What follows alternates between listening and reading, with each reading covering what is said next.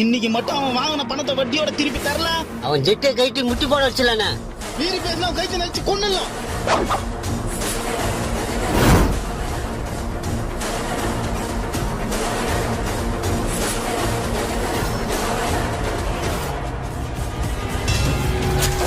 டேய் கூப்பிடுறான்.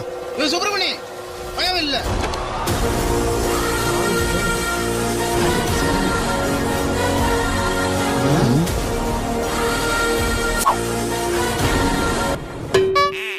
டேய் நான் யாருன்னு தெரிஞ்சா? பணம் வாங்கி 6 மாசம் ஆகுது, வட்டி கூட என்ன கட்டல. வாங்கின பணத்தை எப்ப கொடுப்ப? நடா பொம்மை மாதிரி உண்மை நின்னுற சொல்றா.